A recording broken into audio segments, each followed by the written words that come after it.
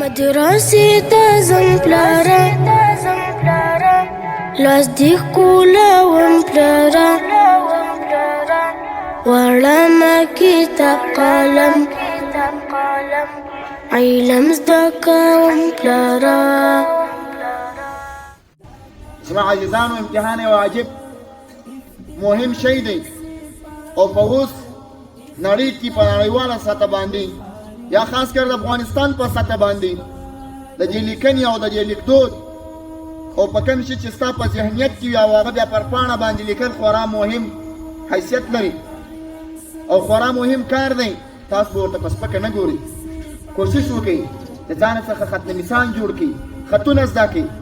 کتابو کې خواري وکړئ او خواري هغه وخت کاږئ چې کوم وخت سبقان وایاست. داسې مه کوئ چې کله د امتحان شپې راسي په دا 15 شپې کې بیا مغز هم خراب کړي، توجه دې هم خرابه کړي، اخلاق دې هم خراب وي، دماغ دې هم خراب وي. داسې مه کوه چې کله اوله ورځ استاد سبق درته وایي د هغه ورځ هغه سبق زده کوه، یاد پکې کوه. که ټول سبقان په یوه ورځ یادوې دماغ دې خرابېږي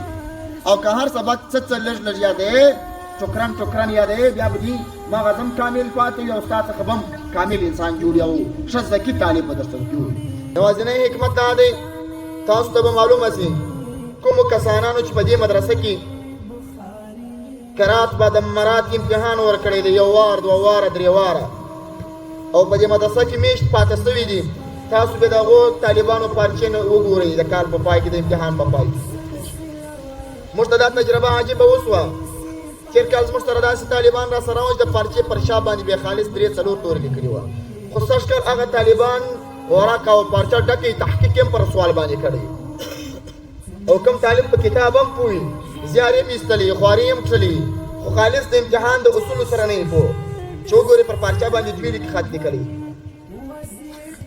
سړی ورته په تعجب کې پاته سي. وجه څه ده؟ لوی طالب د سادسي او د رابعي او د خامسي او د ثالثي طالب هغه باید څنګه لیکنه ولري او هغه باید څنګه په څنګه کمال باندې پارچه حل کړي. وجه څه ده؟ وجه دا ده چې د امتحان سره عادت نه دی او کوم کسانان چې د امتحان په ډګر کې میشت پاته سوي دي او هغه په دې کار باندې عادت دي هغه بیا ورباندې 3-4 صفحې تحقیق هم کړی وي او بیا چې پارچه ځینې راواخلي ارمان یې وي ولا دا خبره راڅه پاته سوه. زما عزیزانو دغه خبرې وې، نور خبرې کول نه غواړم. اللهم هل بلغت وما علينا البلاغ. منبر با مولا ساتے ہمر چل با مولا ساتے، منبر با مولا ساتے ہمر چل با مولا ساتے، افات سرحدا تو مکمل با مولا ساتے، مکمل با مولا ساتے. ندیکھنے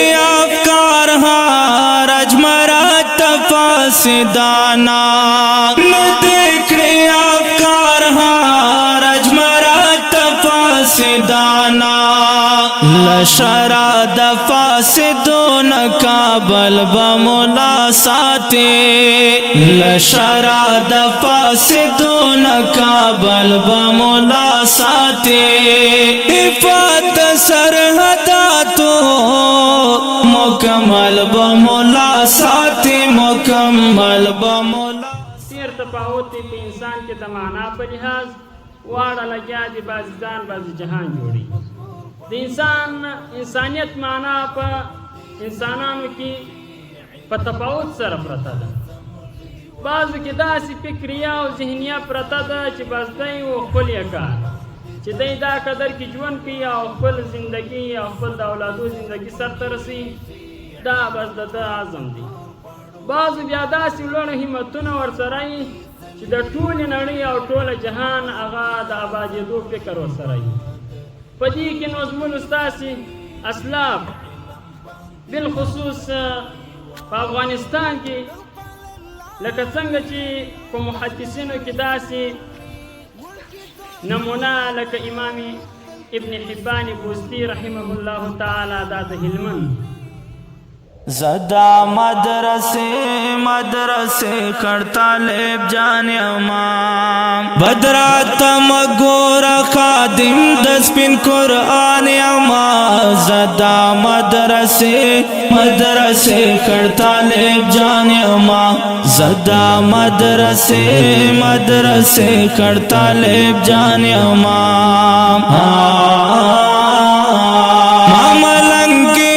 خدا سادا لباس گرزوام زکا خڑ پڑ لے دشام زڑکے اخلاص گرزوام طالب العلم باید کم اکرن لار باید اختیار کی دا خپل پر روزمره ژوند او زندگی کی دغه د خپل علم په سلسله کی دی باید کم لار اختیار کی طالب العلم لپاره درې شان پکار دي چې ډیر زیات مهم دي دا فکر مکوئ چې مطلقا استاذ بسم الله الرحمن الرحیم درته وویل ته بس په طلب د علم پسې د کور څخه خپل والدینو ما سره واستولې چې لوړ سم مسجد ته لوړ سم مدرسې ته لوړ سم جامعې ته ولاړ سه د څه لپاره د درس لپاره د تعلیم لپاره د تعلم لپاره لوړ سه یو استاذ ته ځان انتخاب کا چې تعلیم درته وکړي ښوونه درته وکړي خو ته به درې شان اختیار یې که دا درې شان نه و در پکښې حاجي اغا مبارک هم دغه یادونه د دې مدرسې د شروع په اوله ابتدا کې په دغه زاړه دربار کې موږ تاسو ته وکړه لکه ستاسو فکر وي اول به دا کوئ چې په دې مدرسې کې به اخلاص کوئ په دې مدرسې کې به یو د بله اخلاص سره کوئ چل او چلبازي به نه وي در سره دوکه به نه وي در سره هغه دا چې یو په بل پسې خبرې کول رد و بل یو بل طالب ته ویل او یو چې یوه شپه تر تا مشر د هغه بېعزتي کول پر کشر باندې شفقت نه درلودل دغه د طالب العلم دپاره یو غټ لوی زیان دی کرتا لیب جانے امام زدا مدرسے کرتا لیب جانے امام بدرات مگورا خادم دسپن قرآن امام زدا مدرسے کرتا لیب جانے امام زدا مدرسے کرتا لیب جانے امام